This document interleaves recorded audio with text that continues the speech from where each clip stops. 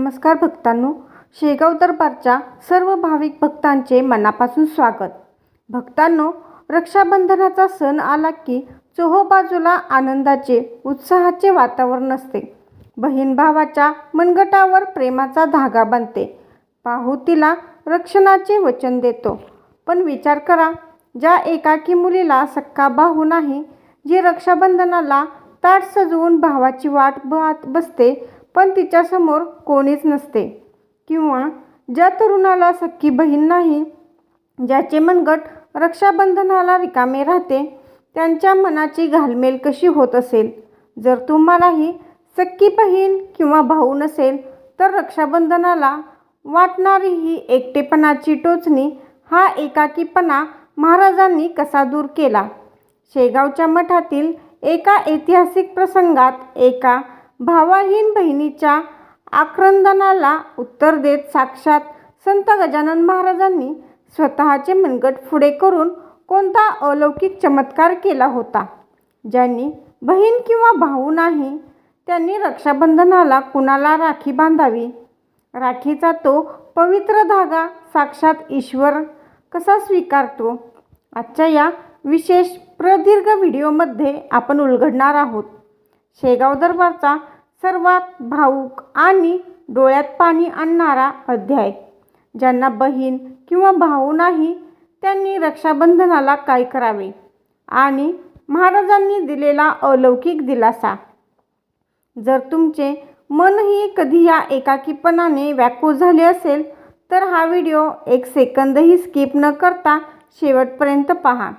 चला तर मग सुरू करूया आजच्या या अत्यंत पावन कथेला. भक्तांनो, ही कथा आहे शेगावच्या मठाच्या सुरुवातीच्या काळात घडलेली एक अत्यंत भावूक सत्य घटना. एका श्रावणी पौर्णिमेचा तो सुवर्ण दिवस होता. संपूर्ण शेगाव नगरी रक्षाबंधनाच्या आनंदात न्हावून निघाली होती. घराघरातून पुरणपोळीचा सुगंध येत होता. बहिणी भावांना ओवाळत होत्या.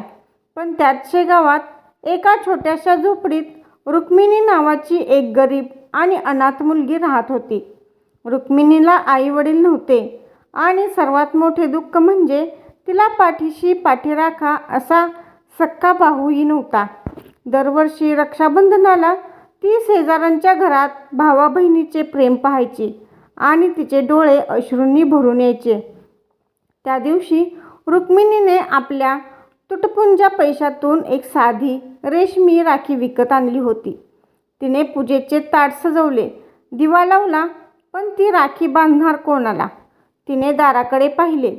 रस्ता ओस पडला होता. तिच्या एकाकीपणाची वेदना इतकी तीव्र झाली की ती ओक्साबोक्सी रडू लागली आणि उद्गारली, हे देवराया, मला या जगात रक्षाबंधनाला राखी बांधायला एकही भाऊ का दिला नाहीस? रडत रडत ती अनाथ रुक्मिणी हातात राखीचे ताट घेऊन थेट शेगावच्या मठात धावत गेली. मठात साक्षात सद्गुरू गजानन महाराज एका शिलाखंडावर ध्यानस्थ बसले होते. रुक्मिणी महाराजांच्या चरणी कोसळली आणि रडत म्हणाली, महाराज, या जगात माझे कोणीच नाही. सर्व बहिणी भावाला राखी बांधत आहेत.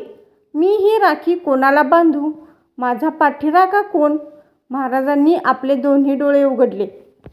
महाराजांच्या डोळ्यात रुक्मिणीसाठी अपार कारुणाची लाट उसळली.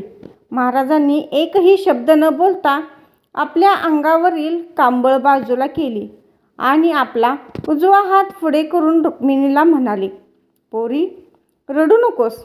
ज्याचा या जगात कोणी नसतो त्याचा साक्षात हा गजानन असतो. बांध तुझ्या या भावाच्या मनगटावर राखी. रुक्मिणीच्या आनंदाला पारावर उरला नाही. तिने थरथरत्या हातांनी गजानन महाराजांच्या मनगटावर ती रेशमी राखी बांधली. कपाळाला टिळा लावला आणि महाराजांनी तिचे डोके आपल्या अभयहस्तांनी गुंजारले. साक्षात जगन्नाथाने तिला बहिणीचा दर्जा दिला होता. त्या दिवसापासून रुक्मिणी कधीही एकाकी राहिली नाही. भक्तांनो, महाराजांनी त्या दिवशी केवळ रुक्मिणीलाच नाही तर या भूतळावरील सर्व एकाकी भक्तांना एक महान आध्यात्मिक मार्ग दाखवून दिला. जर तुम्हाला सख्खी बहीण किंवा भाऊ नसेल तर उदास होऊ नका. रक्षाबंधनाला खालील 3 गोष्टी नक्की करा.